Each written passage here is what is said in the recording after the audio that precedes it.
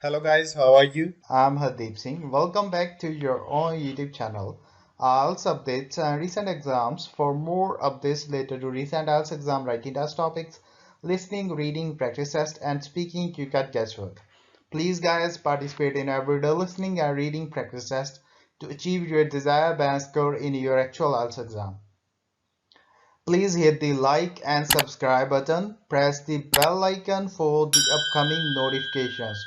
Don't forget like, subscribe and share my YouTube channel and my Facebook page, IELTS updates and recent exams. Part 1. Listen to the following lecture about lightning. First, you have some time to read the sentences.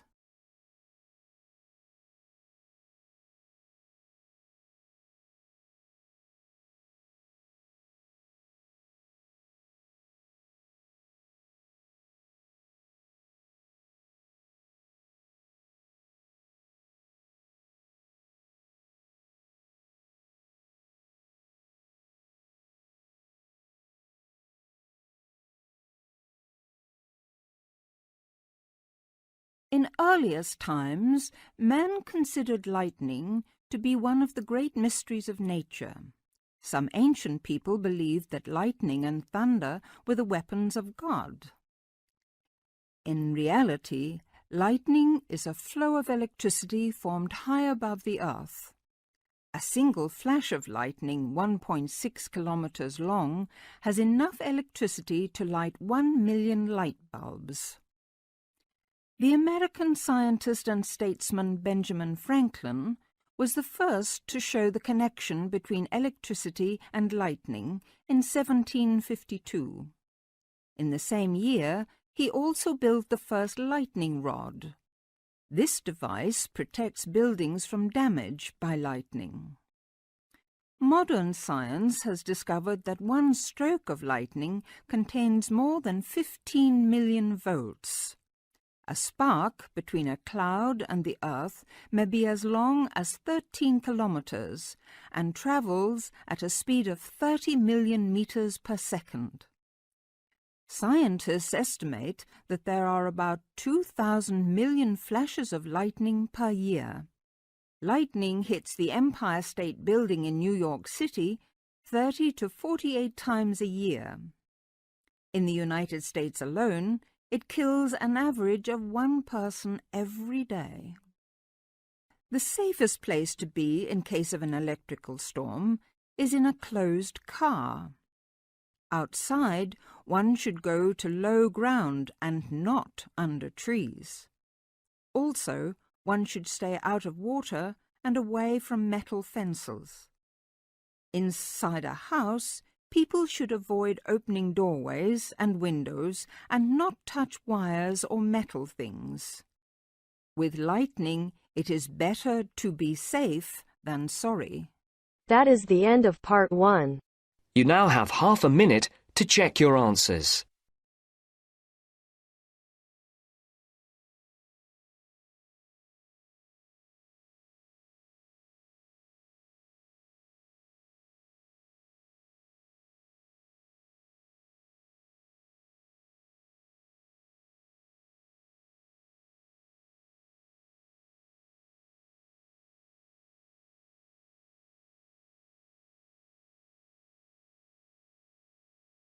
Now turns to part 2.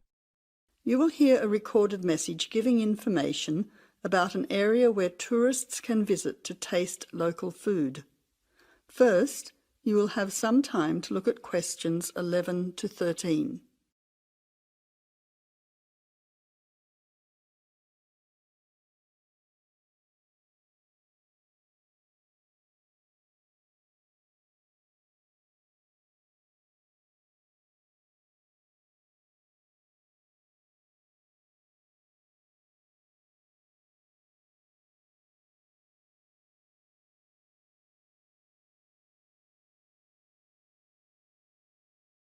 Welcome to the tourist information line for the Valley Food Trail.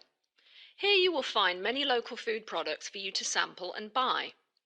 It is possible for you to spend as much or as little time as you want, but I suggest that you allow a full day for touring this area. Of course, there are many half-day tours available for those of you short on time.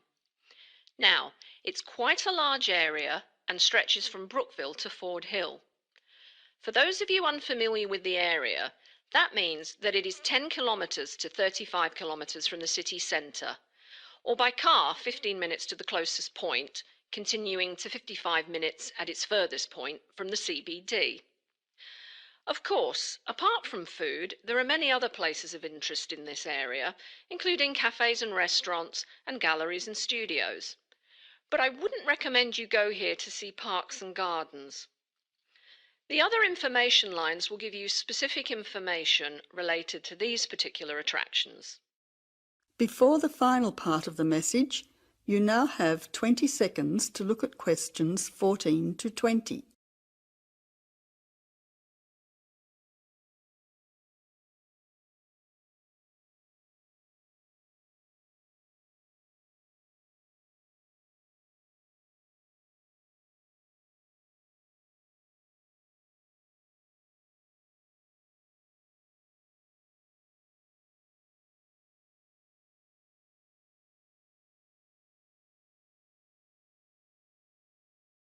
But let's go back to food. If we begin in Brookville and head north towards Upper Valley in a clockwise direction, passing West Valley on West Road, we cross over Coast Road to come to our first place of interest, Magic Coffee. This is not to be confused with the Coffee House, situated opposite on the other side of the valley on the railway line. Magic Coffee is next to the Chocolate Company, which is on the corner. Just past the ice cream shop on the corner of John Street is the Fresh Produce shop. A little further north we have reached Ford Hill, where we can start our drive southwards along Great Northern Highway following the railway line. First we come to the organic market near the corner of Memorial Avenue, and then to Olive Farm opposite Olive Road. Just before we come to the next street crossing, we see the Honey Pot, which is practically opposite the coffee house. There is another chocolate company which sells nougat as well, just nearby. Following the railway line along Great Northern Highway, we return back to Brookville. Now, as I have said previously, if you only have a few hours to spare, there are several places that you shouldn't miss. The two chocolate places make equally nice chocolate, but the factory has the added bonus of nougat, unlike the company. Of course, everyone loves ice cream, especially unusual flavours such as coffee and nougat, so the ice creamery is definitely worth a visit. And while the coffee house sells expertly made hot drinks, including hot chocolate, I think your time would be better spent sampling the many products on offer at the organic market. Well, I hope you enjoy your time visiting the Valley Food Trail and enjoy all the wonderful local foods on offer. That is the end of part 2. You now have half a minute to check your answers.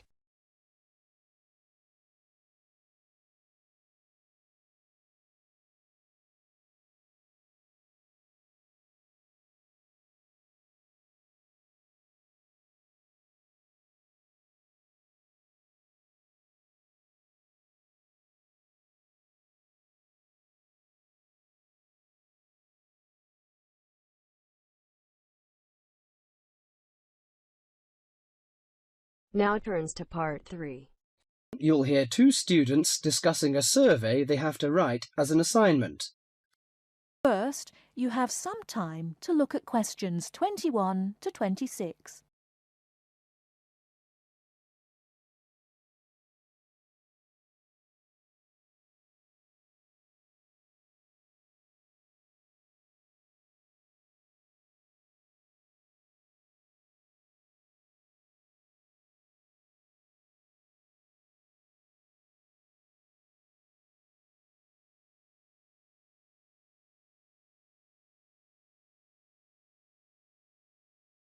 How is your market research project going, George? Very well, actually, Anna. I've just got the results of the survey back, and so now I have to draw some conclusions from the information I've collected. That's good.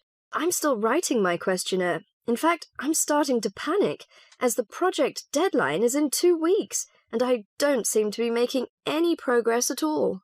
What is your topic? Forms of transportation in the city. What about you? I've been finding out people's attitudes to the amount of violence on television. That's interesting. What do your results show?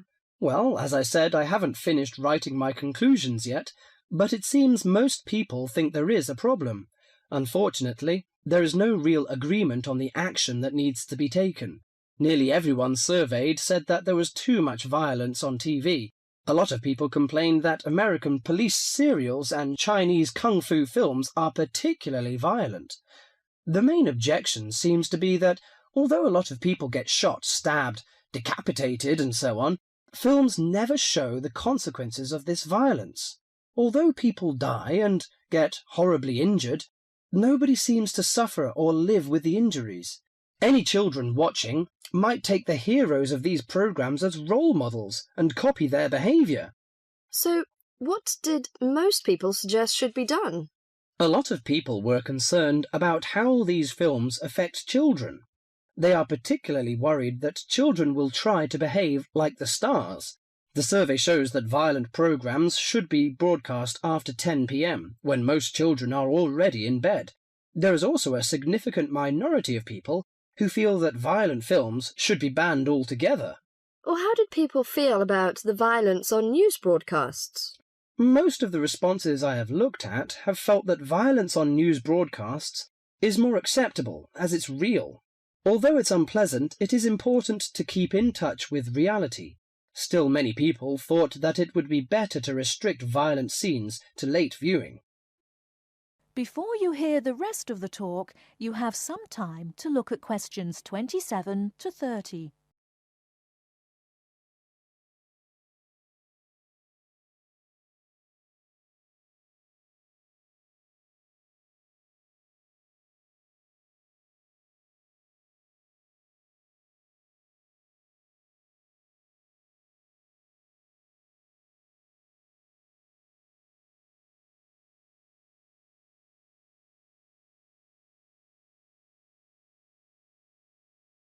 Your survey sounds very good. How many people filled it in?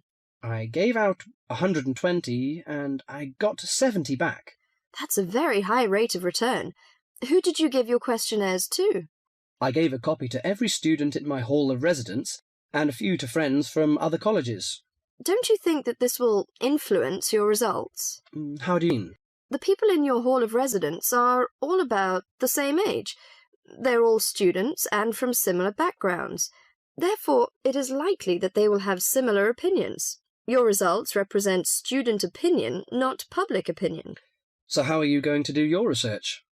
Well, I'm going to interview my respondents in the shopping mall.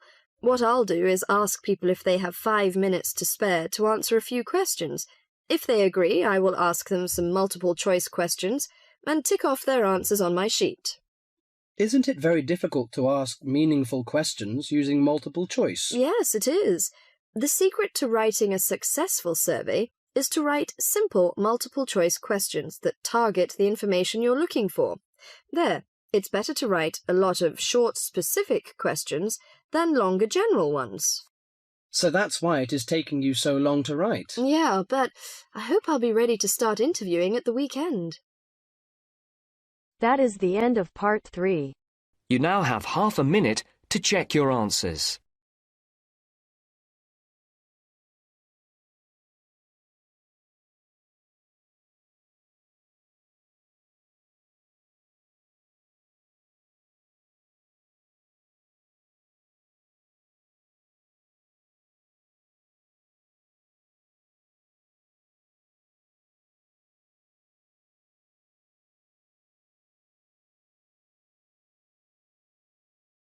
Now turns to part 4. You will hear a lecture about wind energy. First, you have some time to look at questions